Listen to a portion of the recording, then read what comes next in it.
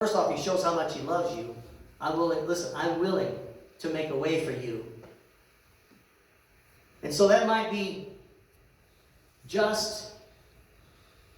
And for the one who justifies those who have faith in Jesus, in verse 26, a while ago somebody actually called and they were upset about this because I'd had a conversation with him and he didn't understand this either. Maybe that's why I was pressed to share this with you, because I think some of us, we don't think about these things. He was actually angry that his sin was enough to cause God to do that. Why would I? And he says, I don't want to take the responsibility for God killing his son. Let me let that sink in. Have you ever heard of Phil Donahue? Yes. Yeah, I don't even know if I never hear about him anymore, but I know when I was growing up, he had this popular TV talk show for years.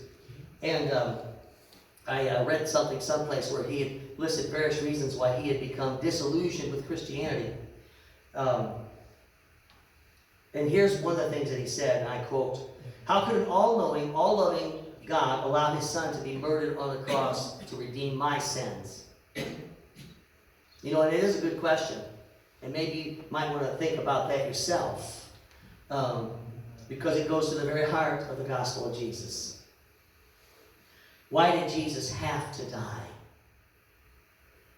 Why would God put his own son to death? Especially for people who rebelled against him. You see, if you're remaining in your sin, you're rebelling against God. But when I search for an answer, it helps me, and I hope it's going to help you.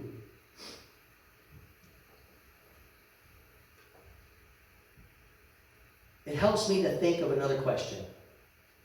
Since God is both all-powerful and infinitely gracious, why didn't he simply offer forgiveness to anyone who says, "I'm sorry"? I mean, a lot of people secretly think that's what God should have done to begin with. Rather than allowing his son to die on the cross, why can't he just accept my apology? Then, brothers and sisters, then I don't have to deal with the embarrassment of him killing his son on my account. I don't want that to be on my account. Then turn from your wicked ways. So the answer goes like this. From a human point of view, God had a problem. Because God is holy, he cannot allow sin to go unpunished. His justice demands that every sin be punished. Somebody say amen. Amen. Sin must be punished. And if he did not punish, then he would cease to be holy and just. If he did not bring us to justice. God would no longer be God because he would have denied his own character. And that cannot happen. All offenses against God must be punished. And that's why sinners can't simply say, "Oh, I'm sorry," and now they're instantly forgiven. Somebody's got to pay the price. Let me pose this to you and see how this plays. Suppose that there's this person and he's been found guilty of embezzling hundreds of thousands of dollars from his employer. And let's further suppose that on the day of sentencing, he stands before the judge. And he stands before the judge. He says to the judge, "Your Honor, I am very sorry for what I've done, and I'll never embezzle from anybody ever again." The judge drops his gavel. "Forgiven. You can go free." Or suppose a man has been convicted of rape, and then he was set free with no punishment simply because he says, "I'm sorry." Or what about somebody who apologized for murdering a father and a mother right in front of the children, and the judge set him free? What do you think would happen with that judge? He's going to spend a long time behind bars. I mean, even in this life, a price must be paid for breaking the law. And when lawbreakers are set free with no punishment, here's what happens. Respect for law disappears.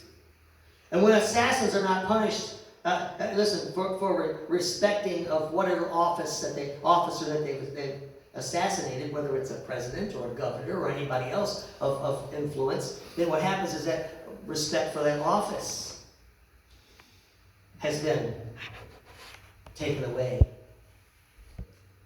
And you know what happens?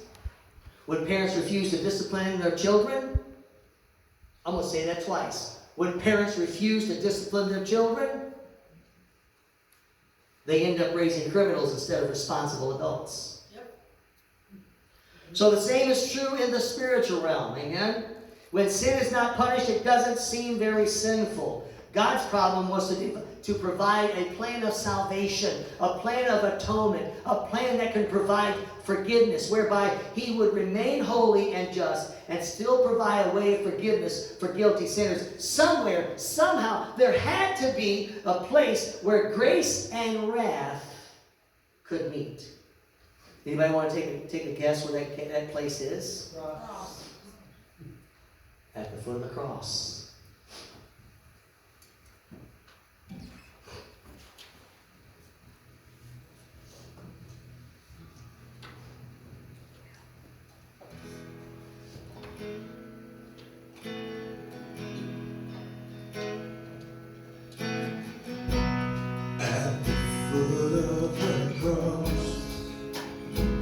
Where grace and suffering meet, you have shown me your love through the judgment you receive, and you won my heart, and you won.